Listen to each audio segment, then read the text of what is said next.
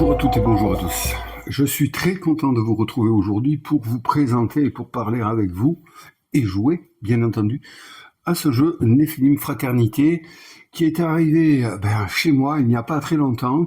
Et pourquoi est-ce qu'il est arrivé chez moi? Il est arrivé chez moi parce qu'il m'avait intrigué de par son thème, de par sa direction artistique, excusez-moi.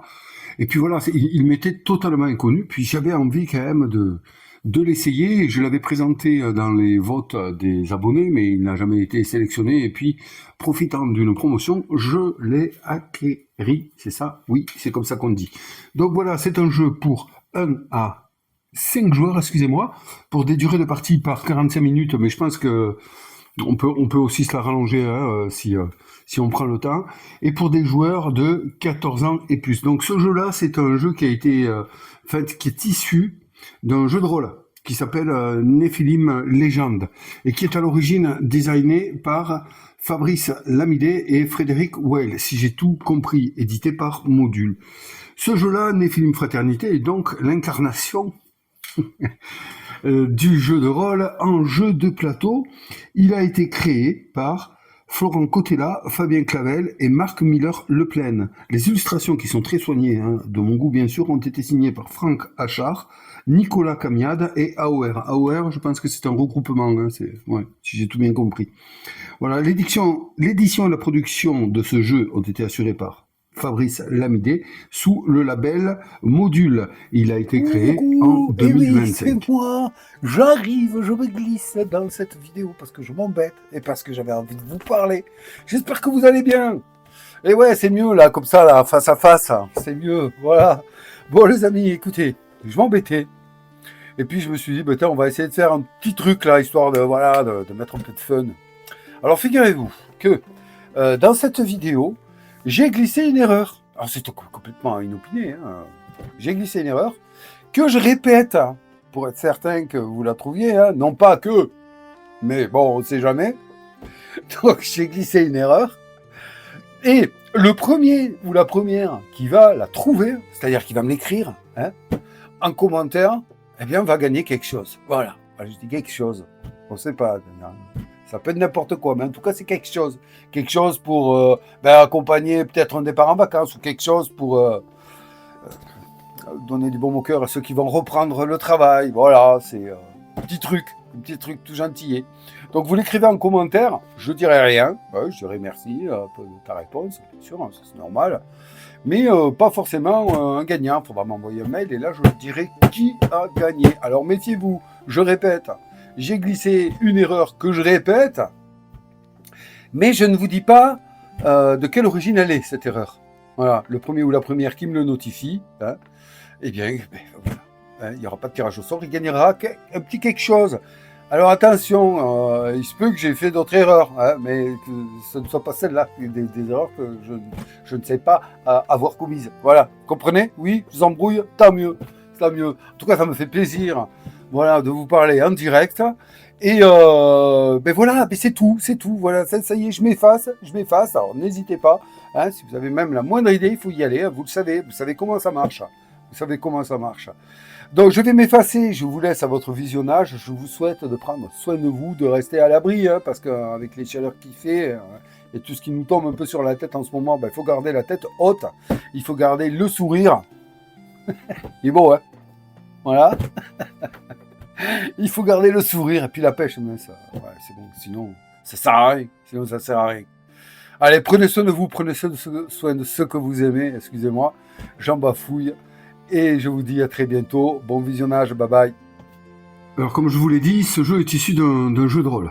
Voilà, bon, pas ça, mais bon, bref, le Nephilim Légende. Alors, je tiens avant tout à m'excuser s'il y a des puristes qui viennent faire un tour sur cette vidéo, car je ne connais absolument pas le jeu de rôle, je n'en avais jamais entendu parler. Donc je vais essayer de restituer un petit peu l'univers, mais attention, on va rester léger, on va se focaliser quand même sur ce jeu de plateau et ce qu'il a à proposer. Donc voilà, soyez tolérants, je ne cherche pas à restituer l'univers du jeu de rôle, pas du tout, et de toute façon, on est quand même là sur le jeu de plateau. Donc voilà. Hein.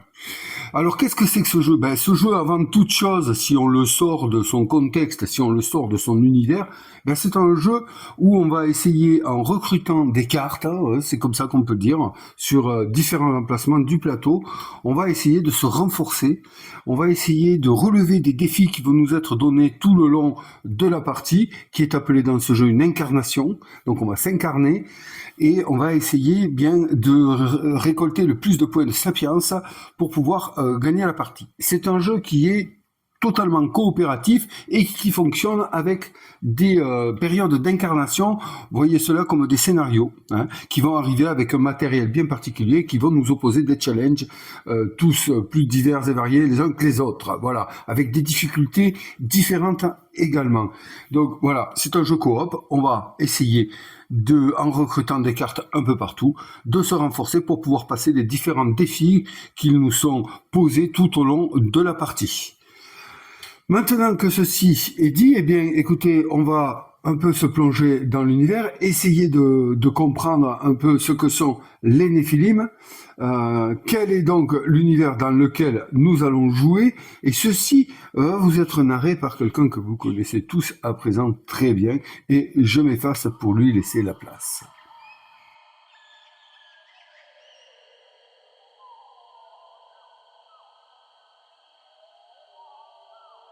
Préparez-vous à franchir la porte du fantastique, afin de découvrir la face cachée de notre quotidien, une nouvelle réalité sous-jacente, occultée depuis des millénaires. Vous pénétrez dans le monde crépusculaire des vieux alchimistes penchés sur leur four, des kabbalistes traçant leurs pentacles, ou des magiciens déchiffrant leurs grimoires. Un monde dissimulé derrière les façades des quartiers aisés, les associations, loi 1901, considérées comme respectables, les sites web d'information, les entreprises florissantes ou les monuments historiques exposés au regard de tous. C'est un monde où les sociétés secrètes se livrent des guerres feutrées, dont les enjeux sont souvent la maîtrise du monde ou le contrôle des champs magiques. Un monde de mystères et de magies occultes qui doit ses origines aux héros dont vous allez vivre la destinée épique et tragique à travers l'histoire. Ces héros, ce sont les Néphilim. Votre Néphilim vit dans notre monde d'aujourd'hui, mais a un passé plus ancien que l'homme que vous allez explorer. Il a pu apprendre à utiliser les énergies magiques qui parcourent la Terre grâce aux sciences occultes que sont la magie, la kabbale et l'alchimie. Il connaît des fragments du monde ésotérique et occulte, et il possède une personnalité riche et déroutante, fondée sur son appartenance élémentaire majeure. Lors du déluge, avant l'histoire humaine, il a perdu sa matérialité élémentaire, composée de 5 éléments: le feu, l'air, l'eau, la lune et la terre. Dès lors, pourchassé par les sociétés secrètes, il a été obligé de s'incarner dans des corps humains à différentes périodes de l'histoire. Il a ainsi pu assister à la prise de Troie, précipiter la chute de Rome, espionner le couronnement de Charlemagne, initier Napoléon au mystère de la société secrète des Carbonari, ou encourager les crimes de Jack l'Éventreur.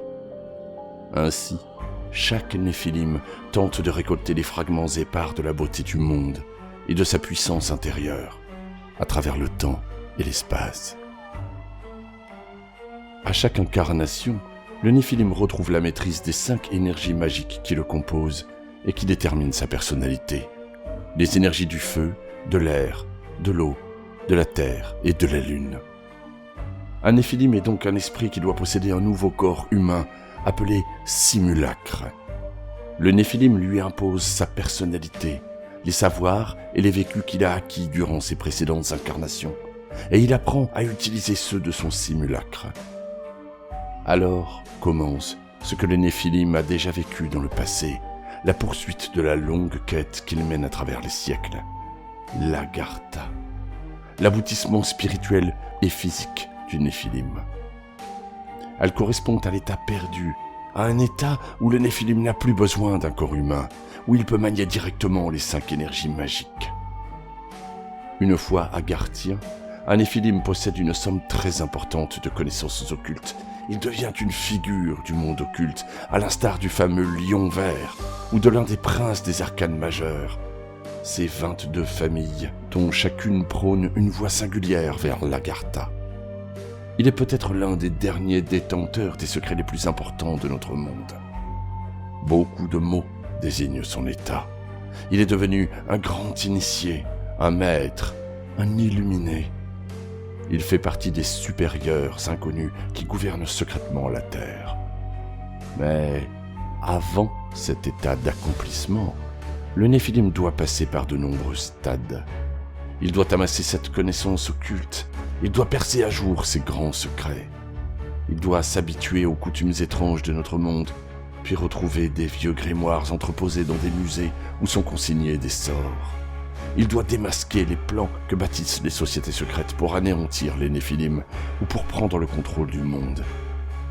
Il peut retrouver son ancien arcane majeur, dont il a peut-être été un adopté, se livrer à des rites de magie, d'alchimie ou de cabale, et surtout accroître sa sapience afin d'atteindre l'Agartha. Seule, sa quête est vouée à l'échec. C'est pour cela que les Néphilim se regroupent en fraternité, petits groupes de Néphilim partageant les mêmes buts occultes, les mêmes quêtes désespérées, et qui tentent de se retrouver au cours de l'histoire afin de mettre au jour les secrets perdus de l'illumination et de tenir en échec les plans machiavéliques de leurs ennemis qui cherchent à les contrôler, à dérober leur pouvoir et leurs connaissances magiques, ou tout simplement à les rayer de la carte et de l'histoire humaine. Vous allez donc, vous, Néphilim et vos compagnons, vous retrouver ensemble lors de deux périodes d'incarnation différentes pour y trouver autant que possible l'une des clés de votre destin et affronter les périls et les complots sans merci de vos ennemis. Vous serez les princes et les vagabonds, cachés aux yeux des profanes, et derrière le voile, vous écrirez la légende tragique et lumineuse, immortelle et secrète des siècles.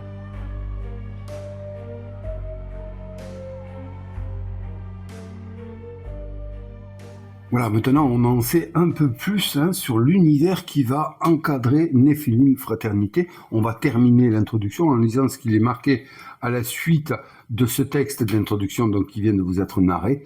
Vous jouez un groupe de Néphilim, créatures magiques ancestrales incarnées dans des êtres humains au fil du temps, lancés dans une quête pour un précieux savoir ésotérique. Leurs ennemis, des sociétés secrètes nommées arcanes mineurs, ont leur propre plan et vont tenter de s'opposer à votre quête. Les Néphilim sont des créatures composées des 5 éléments magiques nommés K, feu, eau, air, terre et lune.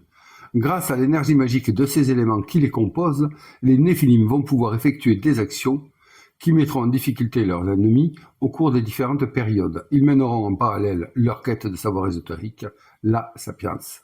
Donc ça c'est intéressant. Chaque période comprend son propre contexte historique, ses objectifs à atteindre pour les Néphilim, ses ennemis et alliés, et des règles spécifiques. Voilà. Donc ça c'est assez intéressant et on a pour cela un livre qui s'appelle Période d'incarnation, dans lequel les joueurs vont pouvoir aller chercher la période d'incarnation qu'ils vont vouloir tenter de réussir. Nous, ensemble, chers amis, nous allons commencer par la chute de l'Atlantide, période d'incarnation 1. Voilà, c'est le plus simple. J'en ai fait d'autres. J'ai fait, alors pas la deuxième période d'incarnation, puisque exceptionnellement là c'est un affrontement, le déluge. Donc ça c'est un affrontement joueur contre joueur. C'est le meilleur Néphilim qui va l'emporter. Et puis j'ai joué le rêve d'Akhenaton, voilà, qui est très très bien et qui m'a permis de voir que en fait, le premier scénario, excusez-moi pour la sombritude, le premier scénario en réalité est un scénario d'introduction qui nous permet de comprendre les mécaniques, du jeu en quelque sorte, parce que les autres scénarios vont amener avec des cartes, avec autre chose, vont amener des difficultés supplémentaires et des défis supplémentaires. Je vais vous montrer un truc. Quand même, avant de partir là-dessus, je vais vous montrer l'insert fourni avec le jeu pour que vous compreniez. Nous avons ici, vous voyez, des cartes qui appartiennent aux différentes périodes d'incarnation. Là, nous avons la chute de l'Atlantide, la numéro 4, la chute de Troie, les Arthuriades, la Prague rodolphienne, les vapeurs victoriennes et les années noires. J'en ai passé une là, c'est le déluge, voilà, celle dont je vous ai parlé. Et nous avons également ici les écarteurs des petites cartes qui viennent pour chaque période, et ainsi de suite, les dés et tout ça, parce que oui, il y a des dés, mais ne vous inquiétez pas, ce n'est pas un jeu de hasard, absolument pas. On va faire avec ce qu'on a. Et c'est pas un problème, les dés ne sont pas un problème, c'est simplement une ressource que nous allons positionner sur le plateau. Donc on peut appeler ça des postes d'ouvriers, mais c'est faux. C'est notre cas, notre essence que nous allons essayer de déposer sur le plateau et qui va nous permettre de faire des actions. Voilà, donc nous sommes des Néphilim et nous allons attaquer la période de la chute de l'Atlantide en nous incarnant dans des simulacres. Il y a pas mal de notions comme ça qui sont inconnues pour ceux qui ne connaissent pas le jeu de rôle, avec lesquels il va falloir se familiariser au tout début, mais ne vous inquiétez pas, au final, c'est une fois qu'on a compris, c'est très simple. Donc j'ai juste une chose à vous dire par rapport à ce jeu, c'est bon, le livret de règles est correct, sincèrement, il n'est pas très épais, il fait 21 pages, donc c'est vraiment pas un livret de règles qui est compliqué à apprendre. Il y a juste quelques petits points, moi, qui m'ont posé problème. Je vous avoue, sincèrement, c'est au niveau du cas soleil, au niveau de l'utilisation des simulacres. On va y venir de toute façon. Mais bon, je pense avoir résolu ce problème-là parce que je n'ai pas trouvé de réponse claire et nette, attention, claire et nette dans le livret de règles. On peut les interpréter, mais ce n'est pas écrit clairement. Les auteurs du jeu ont sorti une fac, donc je vous mettrai tous les liens en description, ainsi qu'une modification de la mise en place de deux périodes d'incarnation. Donc la première que nous allons jouer ici, puis la deuxième pour le déluge, également un errata là-dessus. Voilà, donc on va trouver de toute façon tout ce que l'on veut sur le site avec des liens. Je vais vous mettre ça en description de la vidéo. Bon, eh bien donc nous y voilà. On va un peu parler du plateau. Alors le plateau, vu comme ça, il peut paraître un peu compliqué, mais en réalité, il ne l'est pas. Il est divisé en plusieurs emplacements qui vont nous permettre d'aller faire nos actions dans le jeu. Donc nous avons nous avons 5 zones. On a 5 zones appelées K-éléments. Le K-élément, c'est notre énergie. Donc on va appartenir à des éléments. Chaque Néphilim va représenter un élément. Et les Néphilim, pour être plus puissants et ne pas succomber au pouvoir des arcanes mineurs, qui sont leurs ennemis jurés, donc ce sont des groupes d'humains, vous avez retenu ce qu'on vous a narré précédemment. Donc ils s'unissent à chaque période d'incarnation en fraternité et essayent d'apprendre un maximum de la période dans laquelle ils s'incarnent, autant de la magie, autant explorer des rêves, autant essayer de rencontrer des figures emblématiques qui auraient atteint l'Agartha. On en a parlé dans le texte. Donc l'Agartha, c'est le but ultime de tous Néphilim. Ils vont essayer d'obtenir des armes pour pouvoir se défendre et surtout en fait d'acquérir un maximum de savoir de leur période d'incarnation pour se rendre plus fort pour la suivante et ainsi de suite, d'après ce que j'ai compris, moi, voilà. Donc on est des Néphilim, on incarne un élément. Pour cela, on a des plateaux joueurs ici. Donc là, je vais d'abord passer sur les plateaux joueurs avant de vous parler du plateau central. On a des plateaux joueurs qui sont très beaux. Regardez quand même la qualité de l'illustration. C'est très, très, très, très joli, très, très bien fait. Au dos, il n'y a rien. On a donc un plateau joueur ici. Ici, nous avons l'emplacement de stase. C'est là que nous allons mettre des dés dont nous allons être privés, parce que figurez-vous que nous allons subir des chutes. Vous voyez ça comme des blessures, des chutes Kaiba, des chutes Narcose, des chutes Ombre qui ont toutes trois leur pénalité. Vous verrez ça dans le jeu. On a ici un refuge qui va accueillir les cartes sciences occultes et armes que nous allons utiliser. Nous avons ici, bien sûr, l'identité visuelle du Néphilim que nous incarnons, son essence. Donc là, c'est un Idrim, hein, donc c'est un Néphilim de l'eau. Nous avons ici l'icône de l'eau. Nous avons ici le pentacle sur lequel nous déposerons nos dés de K dominant. C'est le K de l'eau. Nous avons ici les emplacements pour 2 armes. Nous n'avons le droit d'avoir active que 2 armes, mais nous pouvons en posséder plus en les positionnant dans le refuge. Et ici, nous avons l'emplacement du simulacre. Le simulacre, c'est l'humain dans lequel le Néphilim va s'incarner pour justement s'incarner au mieux dans la période dans laquelle il se trouve. Et ici, nous avons un peu, une synthèse de ce qu'est pour lui le Néphilim de l'eau, l'Idrim. Voilà, en gros. Tous les plateaux sont composés comme ceci. Il y a également ici, c'est vrai, c'est très important, un pouvoir de métamorphe. Donc c'est en fait la transformation que peut générer un Néphilim pour se servir d'un pouvoir ici. Et ça, un Néphilim peut utiliser son pouvoir une seule fois par tour. Voilà, donc nous avons le Néphilim du feu, le Pirim. Ça, c'est l'icône du feu. Nous avons le Néphilim de l'air, Éolim. Nous avons le Néphilim de l'eau, Idrim. Donc, vous comprenez bien que ceux-là, je ne les ai pas choisis. Je vais jouer, moi, avec 2 Néphilim qui vont être... Alors, je vous les sors. Je vous amène le premier ici. C'est Fairim, le Néphilim de la terre. Regardez-moi ça un peu comme il est beau. Hein, quand même. Donc, à chaque tour, le Néphilim peut retourner un de ses dés K dominant sur sa face opposée. Un 3 devient un 4, un 1 devient un 6, un 2 devient un 5. Voilà, ça c'est son pouvoir à n'utiliser qu'une fois par tour. On va lire un peu son histoire à celui-ci.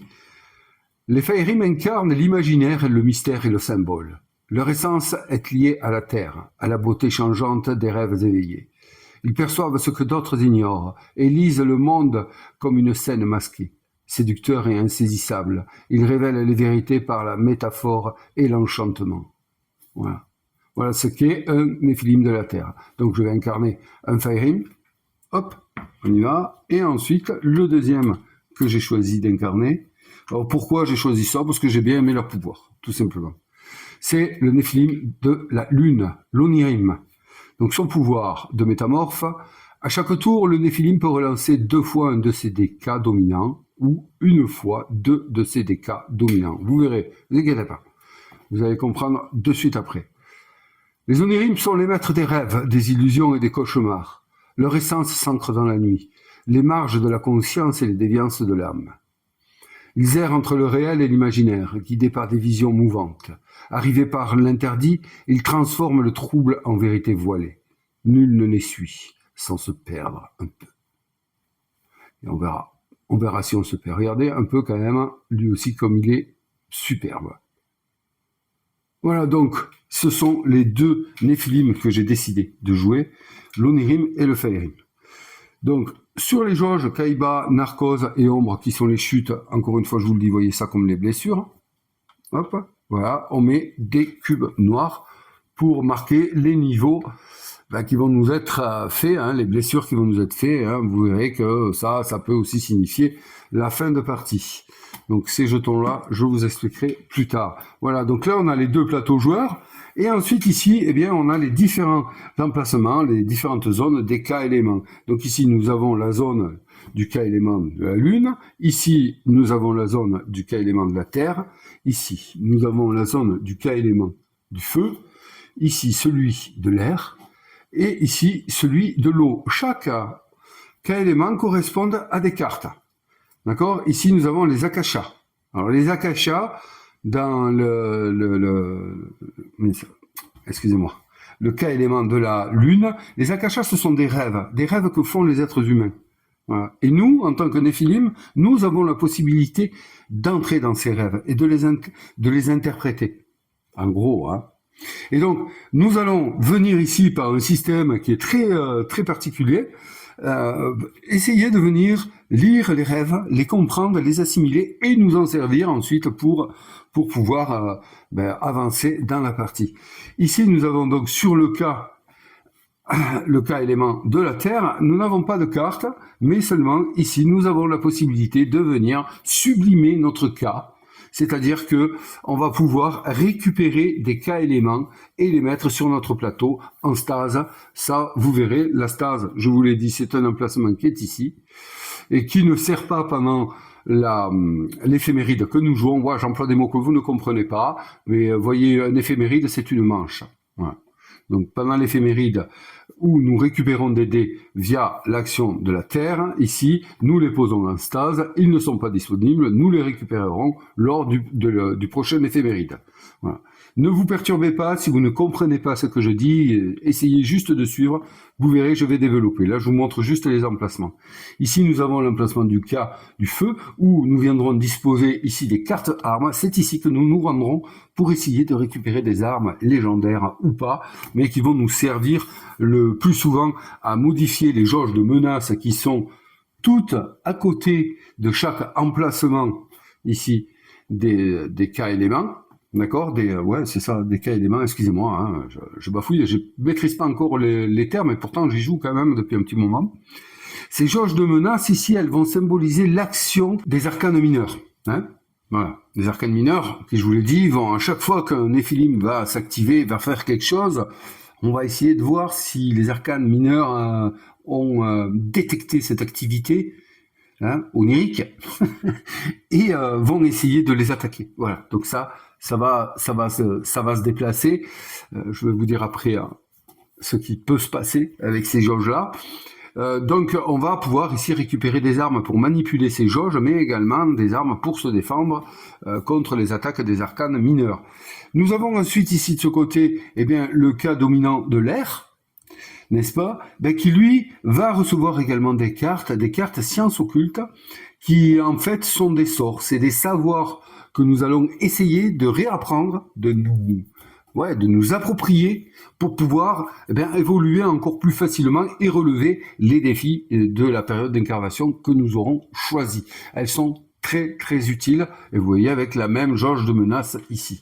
Et nous avons pour finir l'élément ici, cas dominant eau, qui lui aussi va recevoir des cartes appelées figures. Eh bien, en fait, ça porte bien leur nom parce que ce sont des figures, c'est-à-dire ce sont des Néphilim qui ont atteint l'Agartha. L'Agartha étant le but ultime de Néphilim, c'est l'apothéose, c'est l'apogée. Et donc, nous aurons la possibilité de côtoyer des figures appartenant à la période d'incarnation que nous avons choisie et qui viendront nous supporter, nous aider à essayer d'évoluer vers une période suivante. Voilà. En gros, c'est ça. Au milieu, ici, nous allons avoir ce petit rectangle qui contient les cartes menaces. Les cartes menaces, c'est tout simplement les agissements des arcanes mineurs. À chaque fois qu'un Néphilim va faire une action occulte, qu'est-ce que c'est ça, une action occulte? Eh bien, c'est agir sur un triangle de cas dominant ici. Hein, donc, ok, un des 5, lune, terre, feu, air et eau. Eh bien, à chaque fois qu'il va faire une action ici, on va aller tirer une carte menace. Voilà. Et on va voir si les arcanes mineurs agissent ou pas et comment ils agissent. Ça, c'est très, très, très, très, très important.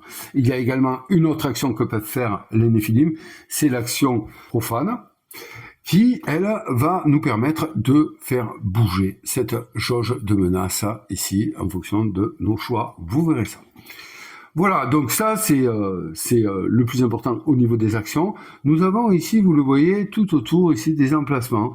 Ce sont des cartes incarnation, voilà, qui viennent avec la période qu'on a choisi de jouer. Bien entendu, tout le matériel que vous voyez là vient avec la période. Hein, en fait, hein, il y a des modifications qui sont faites dans tout l'état de cartes en fonction de la période d'incarnation choisie. En fait, voyez ces cartes-là, regardez, il y en a une sur chaque cas élément ici. Voilà, donc pas de... Hein. Et en fait, voyez ça comme des cartes qui vont nous faire chiffrer en fin de partie. C'est la seule façon qu'on a de chiffrer, ou plutôt, si on veut parler dans le thème, d'acquérir des points de sapience qui sont notés sur ce tableau ici. Alors, ce tableau-là, on le tient pas à jour. Hein. Dans les règles, il marque qu'on le met à jour uniquement à la fin de la partie pour savoir si on a remporté. On peut s'en servir quand même pour tenir le compte si on veut en cours de partie, car il nous faut pour gagner la partie en règle générale, obtenir 10 fois le nombre de points qu'il y a de joueurs dans la partie. On est deux Néphilim, il va nous falloir faire 20 points de sapiens. En tout cas, sur ce scénario. D'accord ? D'autres périodes d'incarnation, excusez-moi, pas scénario, eh bien, nous demandent autre chose. Mais ça, c'est une trame de fond, il faut toujours au moins acquérir un certain nombre de points de sapiens. Sachez que sur la période d'incarnation que nous allons jouer, eh bien, il nous faut, pour la gagner, avoir 20 points de sapiens, puisque nous sommes 2 Néphilim. Et c'est grâce à ces cartes ici que nous allons savoir ce qu'il va nous falloir faire. Donc ici, par exemple, on sait qu'on va gagner 1 point de sapiens par figure, compagnon ou maître allié. Si vous avez bien écouté la narration, on nous apprend qu'il y a plusieurs sortes de figures. Ceux qui ont atteint l'Agartha. Bon, ici, nous avons des ennemis. Ça, c'est lié au scénario. On va les mélanger comme il faut un peu plus tard. Voilà. Mais, vous voyez, par exemple, ici, nous avons Draka, qui est un compagnon et qui est un prince d'Arcane. Voilà. Ici, nous avons un maître. Alors lui, c'est un maître de l'Agartha, hein, c'est un Malante fugitive. Malante fugitive, je ne sais pas ce que c'est. Je ne connais pas le fleuve, je vous l'ai dit. Là, ici, nous avons un compagnon, un autre ennemi. Bon, un autre ennemi, je les ai mis au même endroit. Bref, un compagnon. Ici, nous avons un apprenti, prince d'Arcane, et ainsi de suite. Ça, ce sont les figures que nous allons pouvoir rencontrer. Et donc, on nous dit quoi ? On nous dit que, eh bien, on scorera un point de sapiens par figure compagnon ou maître allié. Allié, ça veut dire qu'on aura par devers nous. Voilà. Et on a une explication ici d'un défi qu'on va aller voir dans le scénario. En fait, ce qui est bien, c'est que toutes les cartes résument les règles de la période d'incarnation dans laquelle nous nous trouvons. Ça, c'est très bien. Donc ici, on a tout ce qu'il nous faut. On n'a pas besoin d'aller revoir dans le livre des périodes d'incarnation. Donc, les cartes figures glaive prométhéen ne peuvent être acquises et ne sont pas défaussées en fin d'éphéméride. Elles ne peuvent l'être qu'avec les cartes figures Lilith et Draka ou en défaussant une carte offensive, légendaire ou non.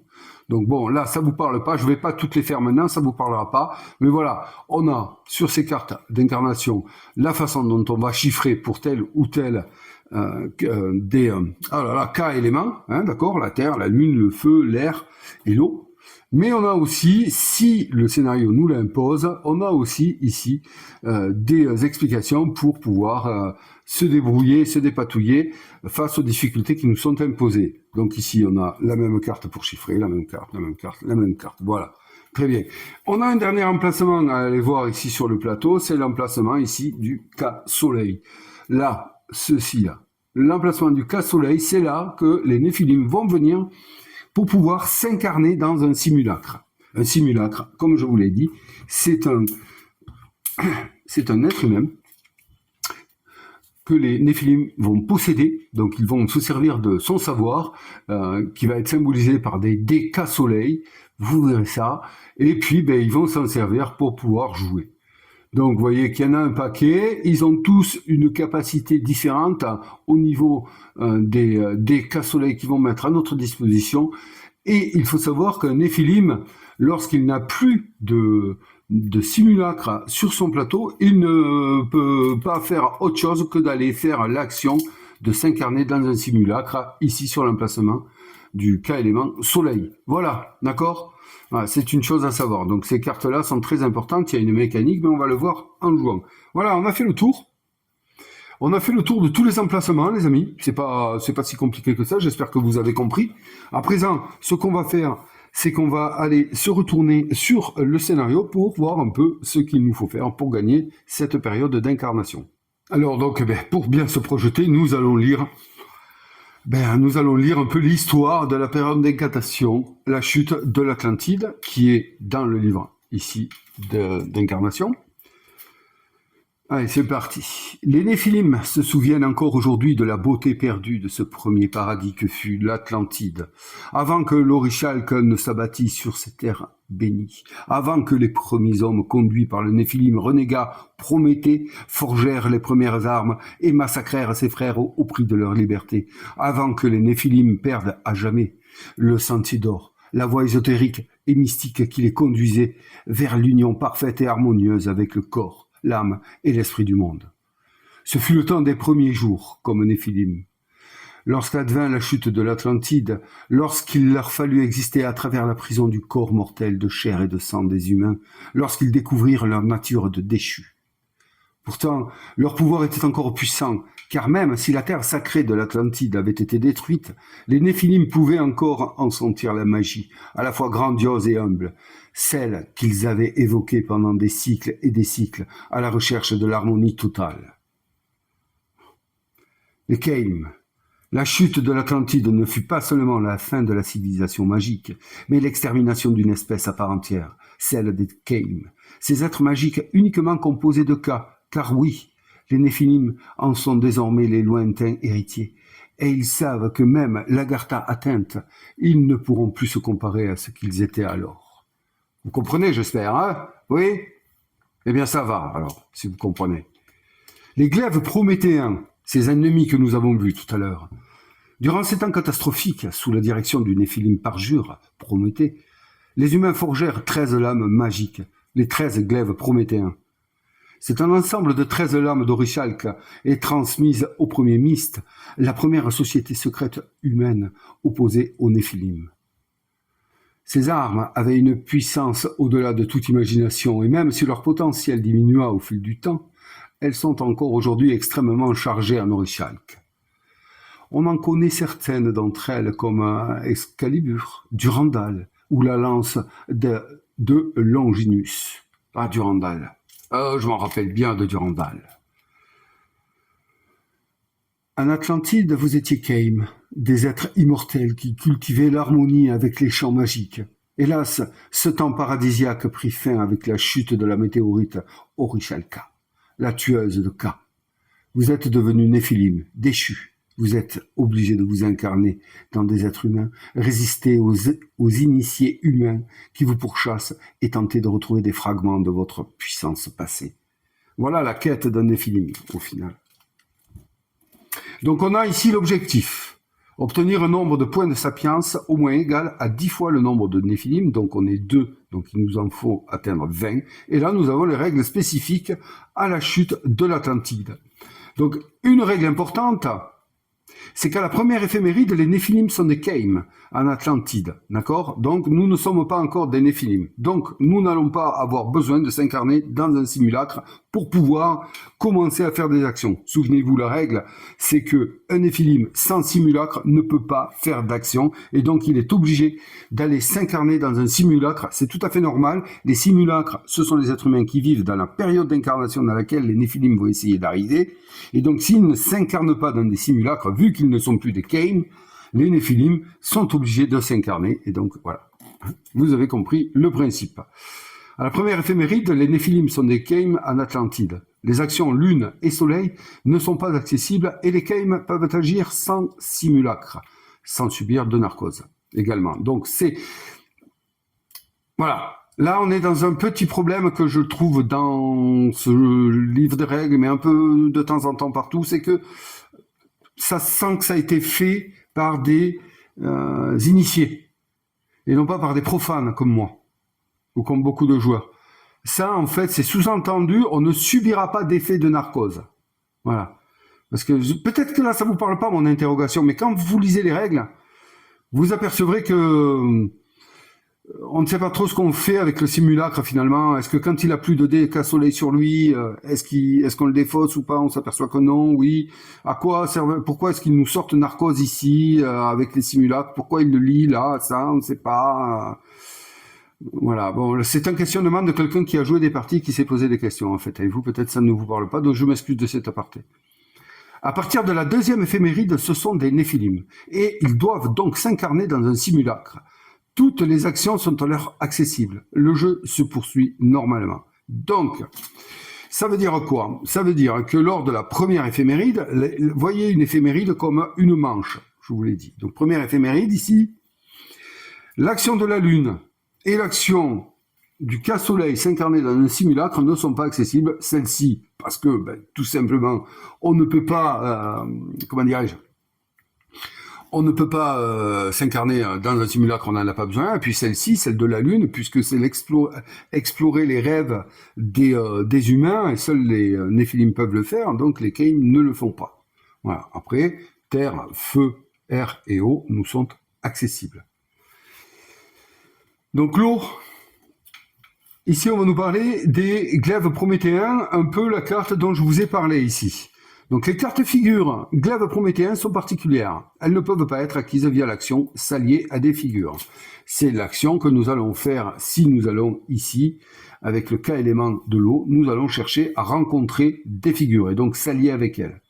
Eh bien, quand on s'allie avec une figure, on prend la carte et on la met par devers nous. Là, avec les glaives prométhéens, ce n'est pas possible, elles vont rester en place et ainsi limiter la recharge en figures que nous pourrons rencontrer puisqu'elles vont prendre un emplacement.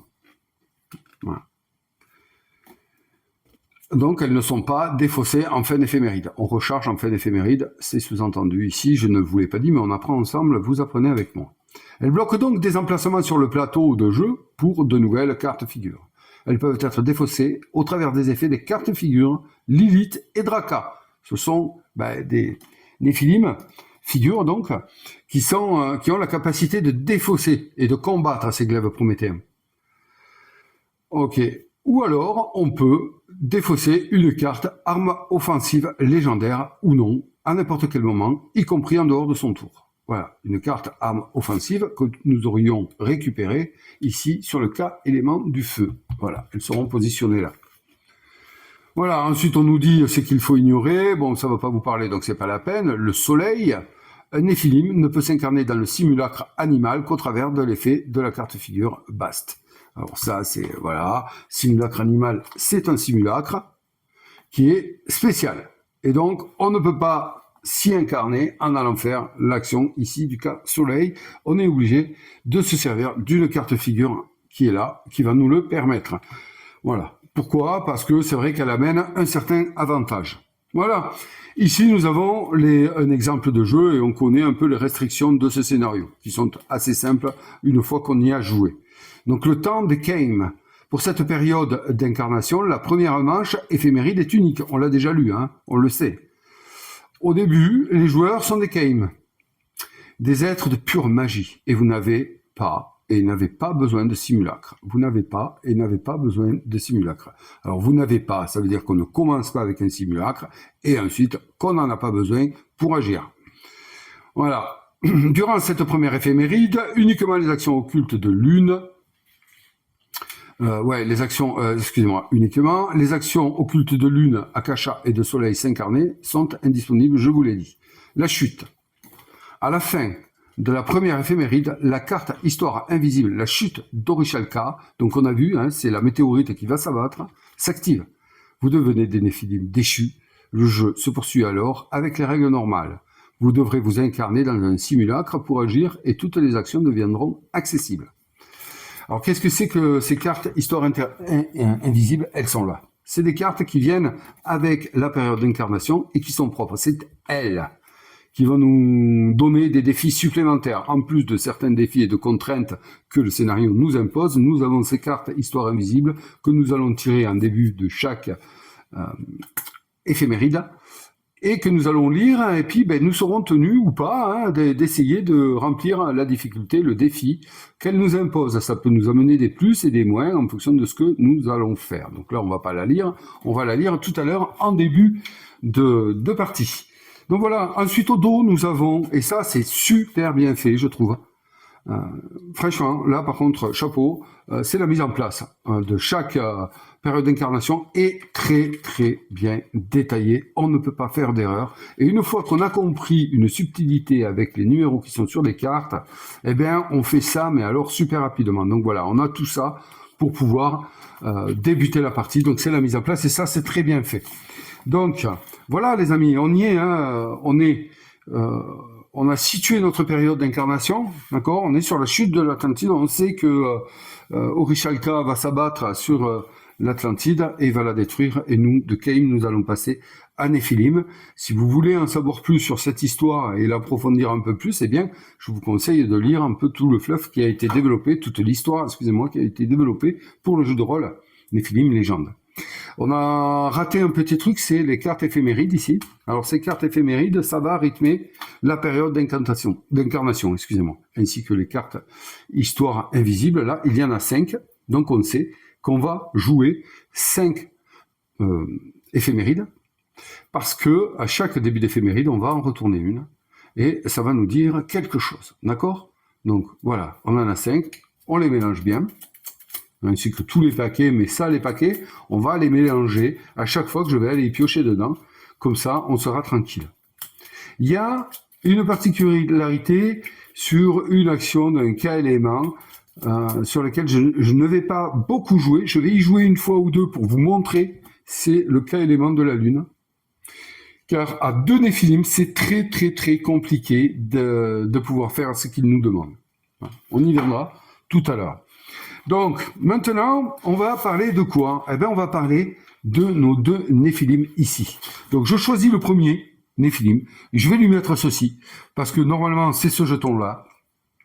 Il y a 2 jetons ici. Il y a le jeton du dé K dominant et il y a le jeton de premier joueur. Mais moi, je vais utiliser ceci pour marquer le premier joueur. Donc, je décide que c'est l'Onirim, le premier joueur. Et ça, c'est pour savoir quel Néphilim a joué, parce que sinon, je m'embrouille. C'est comme d'habitude, je me perds. Ça, le jeton de K dominant, vous allez voir qu'il va servir en fonction de l'éphéméride qui va sortir. Mais ceci est une autre histoire, nous allons y venir. Donc, on va s'intéresser à nos 2 Néphilim. Et pour s'y intéresser, eh bien, on va aller voir 2 choses. La première, attention, on va revenir, c'est de positionner, excusez-moi, j'allais l'oublier, de positionner ici les pions menaces sur leur jauge de menace. Alors, qu'est-ce que c'est que cette jauge, vite fait, hein? Vous voyez que c'est toutes les mêmes, hein? Ok, d'accord, c'est bon? Oui, très bien. On a ici un symbole de DK Soleil. Le DK Soleil est un dé jaune, les amis. On commence avec les dés à apprendre. Voilà. Ensuite, on a 1, 2, 3, 4, 5, 6. Très bien. Mais vous remarquerez qu'ici, on a K Soleil, 6, 5, 1, 4, 3, 2, 1. Voilà. Ici, on a 5, 3, 1, 2, 4, 6. Donc, rien n'est pareil. Aucune piste n'est pareille. Et ça a de l'importance.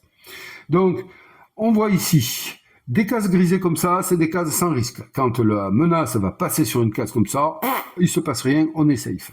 Quand le jeton de menace va passer sur ici une icône rouge avec des éclats, eh bien c'est une attaque que vont nous faire les arcanes mineurs via les cartes de menace. Voilà. Quand le jeton de menace arrive ici, la partie est perdue. Voilà, terminé. Et comme ça, on va aller après là-bas et je vais vous expliquer d'autres façons de perdre. Voilà, c'est pas compliqué. Voilà. Ici, cette case-là, pour remonter, parce qu'on peut remonter via des armes, on va pouvoir remonter le jeton menace. Pour le remonter à celle-ci, c'est soit par l'effet d'une carte, soit en posant un jeton DK Soleil ici, de n'importe quelle valeur. Là, on peut remonter ici. Voilà, d'accord? Donc, la première chose à faire quand on est marre, c'est en fonction de la mise en place, et on nous le dit ici, on nous dit, voilà, placer les 5 pions menaces sur la 4e case, celle suivant la première case attaque de leur jauge de menace, respectivement pour 1 à 3 Néphilim, sur la 5e case pour 4 Néphilim, et sur la 6e case pour 5 Néphilim. Donc nous, on est 2, donc on va se mettre ici.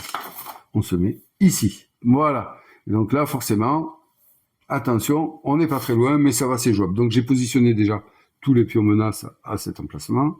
Voilà. Et voilà. Ok? Bon, maintenant, donc on va ici. Nos Néphilim pour jouer, vous voyez qu'il démarre avec rien. Les seules ressources qu'ils possèdent, ce sont leurs KDK dominants ici. Néphilim a en réserve 9 DK éléments. Ça constitue son pouvoir en croissance, en fait. D'accord? Alors, je vous avertis, sur le livre de période d'incarnation, il y a une erreur très importante au niveau de la mise en place. Parce qu'on nous fait débuter avec très peu de dés, cas dominant, et c'est un enfer, c'est quasi impossible. Donc, ces messieurs ont fait une rectification sur un errata qui modifie les dés cas dominants de départ de chaque Néphilim. D'accord? Donc là, après ça, on le sait. Nanana, voilà. Mais ce qui nous importe, c'est ça. Donc, un plateau individuel et reçoit 5 décas dominants, D à 6 faces de sa couleur, ou 6 à 2 néphilim, 7 à un seul néphilim, et 3 cubes noirs à placer un décas. D'accord? Donc nous, on est 2 néphilim, donc on va prendre 6 décas dominants contre 4 sur la première mise en place. Vous allez voir pourquoi ça a une importance primordiale. Donc, on prend 6 décas dominants et on va les poser ici, sur le plateau. Là, c'est vraiment le tout début, d'accord? 2, 4, 6. Et le Fairim, qui est la terre, lui, va prendre des verts. Voilà. 3, et 3, 6. Ok. C'est comme je vous l'ai dit, c'est notre essence. C'est le cas. Voilà. Leur valeur et leur nombre vont nous permettre de jouer des actions sur le plateau, ici, notamment sur les cas éléments positionnés. C'est eux qui vont nous permettre d'aller recruter des cartes. C'est eux qui vont nous permettre d'aller faire des rencontres avec des figures. Et c'est eux qui vont nous permettre d'aller explorer les rêves des humains ici. D'accord? Ils vont nous permettre autre chose. Mais bon, en soi, c'est ça. Là, on démarre comme Keim, donc on n'a pas besoin d'aller chercher un simulacre de départ. Voilà. Donc là, la mise en place est faite. C'est tout ce qu'on a à savoir. On a mis nos cubes noirs ici sur le 0 de la jauge de Kaiba, narcose et ombre. Parfait. Qu'est-ce que c'est que le Kaiba? Qu'est-ce que c'est que la narcose? Qu'est-ce que c'est que l'ombre? Eh bien, ce sont des pénalités dues à des chutes, donc des blessures que l'on va subir. Le Kaiba, lui, va nous obliger à à échanger un des cas dominants à notre position ou sur le plateau. Donc, mettons, je prends 1 degré de chute Kaiba, je le mets là, et là, je suis obligé d'échanger. Donc, je vais le mettre de côté, et je vais aller le remplacer par un dé noir Kaiba. Hop, comme ceci, que je vais mettre de la même valeur que le dé cas dominant que je viens d'enlever, je le mets sur mon plateau, et je vais pouvoir m'en servir. C'est bien, oui, très bien. Seulement, à chaque fois que je vais me servir de ceci, eh bien, je vais être obligé de piocher une carte menace supplémentaire. Voilà. Peu importe l'action que je fais. Ok? Ces dés Kaiba remplacent complètement un des cas dominants de base, sauf pour l'action ici, s'incarner dans un simulacre. Je ne peux pas utiliser un dé Kaiba. Voilà. Ça, c'est le niveau de Kaiba. Là, j'en aurai 2, là, j'en aurai 3, et puis voilà. Donc, ça m'amène à vous parler d'une deuxième et troisième façon de perdre. Si, à la fin d'un éphéméride, un néphilim possède, c'est-à-dire à sa jauge ici à 3, eh bien, la partie est immédiatement perdue. Ok? Donc, il va falloir gérer ça. Comment est-ce qu'on fait pour gérer les degrés Kaiba, narcose et ombre? Eh bien, c'est en allant chercher des sorts, en allant apprendre en sciences occultes des sorts qui vont nous permettre de soigner nos jauges. Il y a, si mes souvenirs sont bons, certaines cartes figures qui peuvent nous y aider également. Donc voilà, et ça marche pour les 3 jauges, hein, d'accord? Si un néphilim termine avec au moins une jauge à 3, un éphéméride, la partie est perdue. Et si, pendant un éphéméride, un joueur devait prendre son 4e, ici Kaiba ou narcose ou ombre, la partie est définitivement perdue. Vous voyez? Ça, c'est les 3 façons de perdre. De base, une partie. Une jauge de menace arrive ici, c'est perdu définitivement pour tout le monde. Et puis, les 2 raisons que je viens de vous donner. Et la seule façon de gagner, c'est de remplir les objectifs. Et on a vu qu'il nous fallait atteindre 20 points de sapience. Voilà. Donc là, on a fait la mise en place de chaque néphilim, les amis. C'est aussi simple que ça. Et à présent, eh bien, on va pouvoir aller se rendre dans la partie. Je fais des petits vides de temps en temps, car je cherche des choses à chaque fois. Et je veux vous informer d'une chose. Ils ont fait dans le jeu, et c'est super, ils ont fait des aides comme ceci. Voilà. Où ils vont détailler tous les éléments que l'on a à comprendre, à connaître sur la période d'incarnation. Vous voyez, les points que l'on peut marquer, les points que l'on peut perdre, les actions qui sont modifiées en fonction des périodes d'incarnation que l'on vit. Et au dos, eh bien, on trouve une aide détaillant, elle est superbe. Détaillant le déroulement d'une partie avec qu'est-ce qu'on fait au début d'un éphéméride, qu'est-ce qu'on fait pendant un tour de jeu et qu'est-ce qu'on fait à la fin d'un éphéméride. C'est super, franchement très utile. Mis à part que dans l'aide, eh bien, qui est au dos, ils ont fait une erreur d'impression. Et donc, attendez voir, est-ce qu'on en a une ici? Non, c'est au dos de la première. Ouais, on l'a que au dos de la première, si je ne me trompe pas. Il y a une erreur d'impression, donc ils ont mis sur leur site, pareil, sur une fac, une fiche à imprimer qui corrige cette erreur. Voilà. Si jamais vous n'avez pas d'imprimante, eh bien vous vous servirez de l'aide qui est imprimée au dos du livret de règles qui, elle, est la bonne. Donc, pour récapituler, l'aide qui est imprimée au dos de l'aide officielle des petites fiches cartonnées comme ceci est fausse. D'accord ? Il vous faut soit imprimer le fichier qu'ils ont mis à disposition sur leur site, soit aller regarder au dos du livre de règles l'aide qui est imprimée. Celle-ci, voilà, elle fait foi, elle est bonne. Voilà, vous faites une photocopie ou voilà.